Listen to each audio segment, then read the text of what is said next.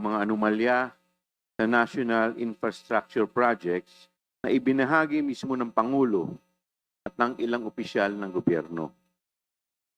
Naglabas ang mga pangalan ng mga kontraktor na paulit-ulit na bigyan ng flood control projects, mga proyektong kalaunan ay napatunayang ghost projects o kaya naman ay may mababang kalidad ng pagkakagawa o di kaya ay mga kontraktor na undercapitalized ngunit nabigyan ng malalaking proyekto.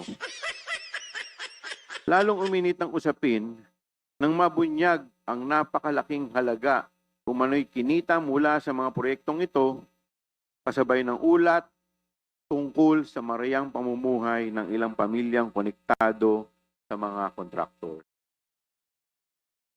Ang mas masaklap, hindi ito ang unang beses na narinig natin ang ganitong klaseng kwento.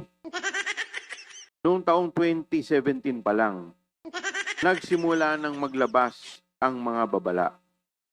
Sunod-sunod ang mga ulat ng Commission on Audit mula 2017 hanggang 2020 na naglantad ng ilang libong proyektong delayed, depektibo o tuluyang hindi na ipatupad na nagkakalaga ng daang-daang bilyong piso.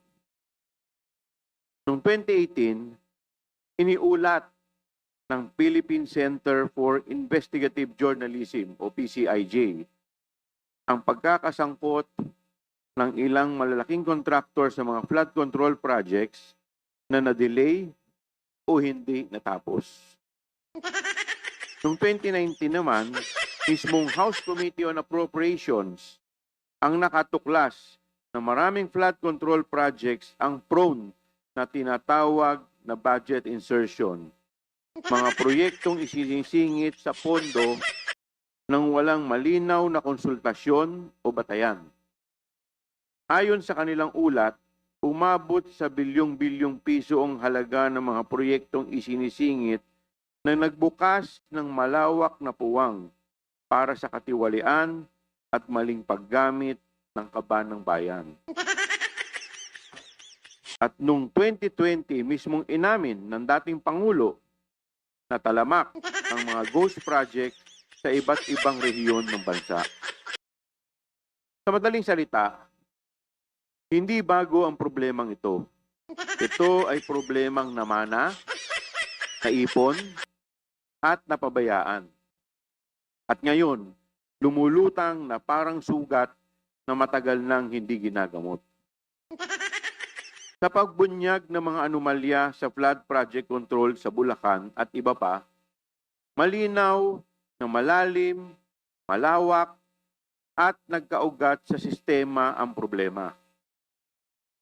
Sa kabila ng pagsasapubliko ng mga anomalyang ito sa loob ng nakalipas na mga taon, malaki pa rin ang puwang para sa korupsyon na nagiging sanhi ng paglubog ng ilang mga bayan.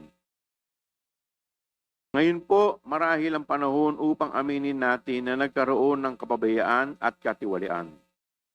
Nagkaroon ng kapabayaan o mispisans sa pagpapatupad ng mga proyektong hindi dumaan sa konsultasyon, maayos na bidding process, o masusing pag-aaral.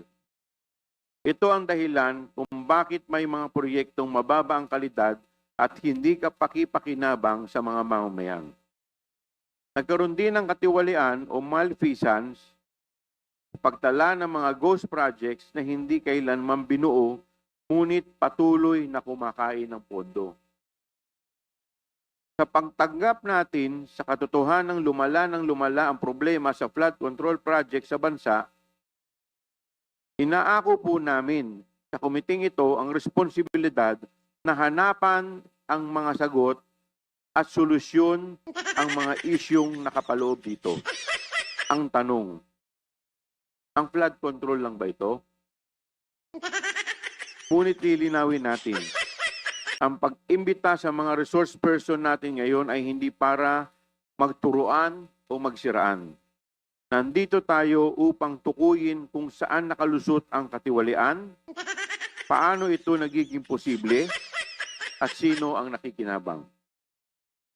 Siguro po ay sasang-ayon ang lahat na uhaw tayo sa good governance sa kasalukuyang konteksto. Dahil sa bawat pagdalaw ng bagyo ay lumulubog tayo.